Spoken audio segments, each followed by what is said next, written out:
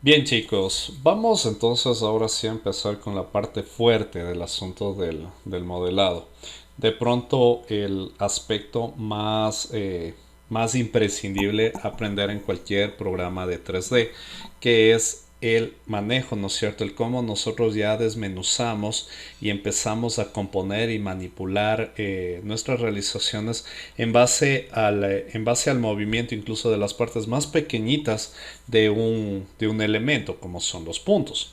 Entonces, para esto, inmediatamente vamos a irnos y vamos a cambiarnos del entorno layout. Ahora sí nos vamos a cambiar por primera vez a otro entorno y vamos a trabajar creo que muchísimo en este que es el entorno model. Si ustedes se dan cuenta entonces en el entorno model lo que nos hace es de cierta manera omitirnos las herramientas de la parte inferior que son las texturas y nos prioriza estas, ¿no es cierto?, que son herramientas más propias de modelado con con la pantalla más grande, ¿no es cierto? Entonces, vamos a ver cómo se refiere esto y en primera instancia les voy a dar algunas recomendaciones que de pronto puede ser un poquito pesado, pero si es que no entendemos esto pues se va a hacer muy complicado el trabajar a futuro. Voy a sacar de primera mano un cubito para ir entendiendo cómo funciona esto. Entonces, cuando nosotros vamos a realizar un modelado avanzado, por ejemplo, digamos, vamos a construir un personaje completo, o sea, y vamos a partir de la cabeza, entonces regularmente para eso se parte en muchos de los casos de un cubo, ¿no es cierto? Muchas de las personas parten de planos, ¿no es cierto? O de esferas, eso ya depende de las necesidades y del cómo se vaya acostumbrando a la vida profesional el artista. Ya, ahora bien, es necesario para realizar todos estos procesos avanzados que este elemento o elemento en cuestión que vayamos a utilizar se convierta en algo que se denomina una figura editable. Ojo, una figura editable en Cinema quiere decir que va a perder sus atributos de primitiva. O sea, va a dejar de tener estas propiedades que nosotros encontramos en la parte lateral, ¿no es cierto? Que son sus atributos propios que habíamos estado viendo desde el inicio, pero para compensar eso nos va a permitir que nosotros activemos estas herramientas. Si ustedes se dan cuenta hasta aquí, cuando yo seleccione cualquiera de estas, pues no pasa nada. Entonces, como es la alternativa, lo que nosotros vamos a hacer es hacerla editable mediante dos opciones. Voy a regresarme a esta en primera mano para que vean las diferencias y puedo hacerlo presionando ya sea la tecla C o es exactamente lo mismo dar clic en esta forma. Tengan cuidado que el momento que ustedes hacen editable a un objeto no hay vuelta atrás. O sea, nunca más va a poder regresar a ser una primitiva, ¿no? No hay ningún problema. Voy a presionar la tecla C, ¿no es cierto? Presiono la tecla C y fíjense, ¿no es cierto? Entonces en este momento el icono, ya que era un cubito, ahora ya es otro, es como una especie de triangulito. Este icono es muy propio de los objetos editables. Ya. Por otra parte, miren que si ahora selecciono estas herramientas puntos, pues ya se activan puntos, aristas, ¿no es cierto? Entonces paso el cursor sobre cada una de las como es de los bordes, ¿no es cierto?, del objeto y me permite seleccionarlas, ¿no es cierto?, dando clic o en su defecto las caras, que de pronto es la parte más grande de todos estos tres modos que se denominan y pues puedo asimismo seleccionarle, acuérdense, modo puntos, modo aristas y modo polígonos. Ya, ahora, ¿cómo nosotros trabajamos esto? Lo que necesito enseñarles de primera mano es cómo se generan los flujos de selección, al menos los básicos. Me voy a poner entonces en las cuatro vistas y voy a indicarles, ¿no es cierto?, a nivel de esto. Voy a ir, por ejemplo, a seleccionar modo puntos, que es como ustedes más me van a entender. Y en este momento ya vamos a empezar a trabajar muchísimo con estas herramientas de selección. Si ustedes se dan cuenta, de primera mano nosotros tenemos cuatro herramientas de selección que son las que más se utilizan, pero como pueden llegar a ser tan complejas las selecciones, nosotros tenemos un menú específico para selecciones que es este, Select. Miren, aquí tenemos varias herramientas de selección que ya hemos de ir viendo las más habituales, que básicamente el sentido es que nosotros pudiéramos trabajar con una o dos herramientas de esto tranquilamente, pero el hecho de aprender el uso de todas las demás nos va a permitir optimizar muchísimo el tiempo de trabajo. Ya, entonces voy a irme primero a una vista frontal seleccionando una herramienta, por ejemplo esta, la selección directa o Live Selection, que si ustedes ven tiene su comando directo. Si analizan en la parte inferior de la pantalla, cuando paso el cursor me dice que es la tecla, ¿no es cierto?, número 9 que me activa ella. Bien, entonces el momento que yo pase el cursor, ¿no es cierto?, sobre una de las partes, pues me va a marcar que esto lo puedo seleccionar. Como estoy en modo puntos, pues me va a dejar seleccionar puntos.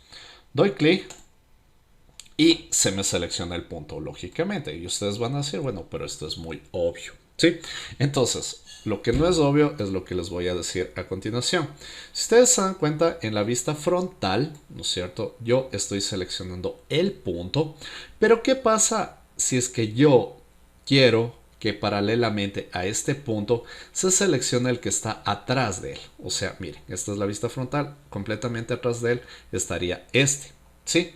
¿Esto por qué me sirve? Porque a veces yo necesito mover ya sea solo un punto pequeñito, pero a veces necesito mover toda esta parte de la proyección. Entonces cada una de estas herramientas, cuando nosotros le damos clic, tiene en su parte lateral sus atributos, y uno de los más utilizados y que se va activando y desactivando dependiendo de lo que nosotros deseemos hacer, es esta opción que se denomina seleccionar elementos visibles.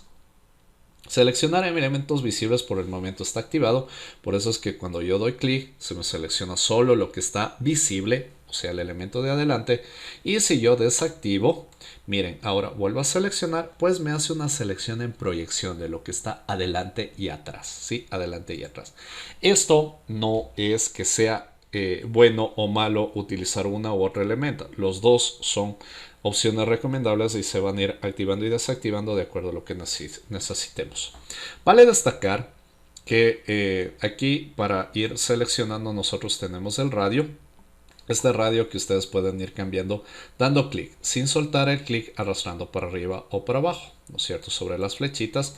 Pero también nosotros podemos hacerlo directamente desde pantalla, dando clic y sin soltar el clic arrastrar la rodela del medio del mouse adelante, arriba, abajo, abajo. Con eso estamos variando el tamaño de la forma, ¿no es cierto? Entonces es una forma muy útil de hacerlo. Acuérdense, desactivado seleccionar elementos visibles, selecciona en proyección, y activo seleccionar elementos visibles, y si selecciono solo se me selecciona evidentemente lo que está perceptible en pantalla.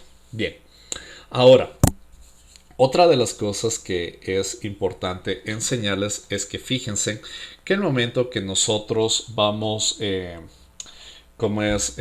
le hicimos editable al elemento, como ustedes se dan cuenta ya esta herramienta ya se quedó inhabilitada, es porque ya está hecho editable, es estas otras herramientas de acá, ya se habilitaron todas las opciones o casi todas las de modelado. Entonces, ¿qué implica esto? Que nosotros vamos a poder ahora sí manipular e ir moviendo hasta las partes más ínfimas del objeto. Miren, por ejemplo, si yo doy clic en un punto y lo muevo, pues ya puedo mover puntos, aristas, como es caras, ¿no es cierto?, dando clic por cualquier parte, a pesar de que esto ya lo vamos a hacer de una forma más precisa. Ya, ahora, por otra parte, nosotros tenemos aquí este último generador que no les había enseñado anteriormente, pero es porque este generador en particular me lo estaba reservando para explicarles con objetos editables. Este objeto es muy utilizado, de pronto es el generador que más se utiliza de todos, que se denomina subdivisión superficie. Voy a sacarlo y les voy a explicar a qué se refiere esto. Como les decía anteriormente, nosotros por ejemplo podemos empezar a modelar una cabeza en base a un cubo. Sin embargo, ustedes de pronto se preguntarán, pero el cubo es demasiado áspero, ¿no es cierto? Tiene las esquinas demasiado definidas. Entonces, básicamente nosotros partimos de un cubo es porque cuando nosotros modelamos hay que procurar tener en lo posible la menor cantidad de segmentos para así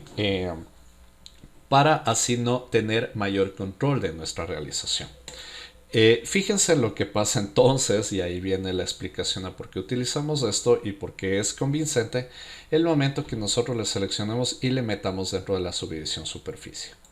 Fíjense en que en ese momento el cuadrado, el cubo, se transformó en una especie de esfera, ¿no es cierto? Entonces ustedes dirán, ¿y esto para qué nos sirve? Básicamente esto nos está sirviendo porque lo que está haciendo la subdivisión es suavizarnos el objeto. En ese sentido, miren, si es que yo le deshabilito, pues regresa a ser el cubo. El principio de esto es que nos está suavizando el objeto de acuerdo a la distancia de los segmentos, o sea, de aquí a acá. ¿Qué quiere decir esto? Que mientras más distancia nosotros tengamos un segmento del otro, más nos va a suavizar la forma. Y mientras más esté un objeto distanciado, más va a, bueno, de hecho, mientras más separado esté el segmento del otro, más suavizado va a estar, y mientras más pegado un segmento esté de otro, más definido va a estar sus bordes. Vamos a hacer una prueba entonces y vamos a utilizar nuestro primer objeto modelador. Como ustedes se dan cuenta, aquí nosotros tenemos algunas opciones. Por ejemplo, voy a dar clic en este, ¿no es cierto? En este modelador. Ya en la siguiente parte vamos a ver que no es necesario estar recurriendo a estos menús. De hecho, todo el resto del ejercicio lo vamos a hacer básicamente con comandos, ¿no? Pero por el momento, para explicarles, voy a utilizar este, ¿no es cierto? Esta primera herramienta, que es de las que más se utiliza, se denomina Loop Path Cut o corte en ciclo. Fíjense que el momento que paso el cursor estando en modo aristas, me manda una especie de guía. Entonces esta especie de guía a mí me está indicando por dónde yo tengo que generar el corte. Si es que yo doy clic, miren, de una forma muy pegadita, pues ustedes se dan cuenta que se va a definir más la esquina.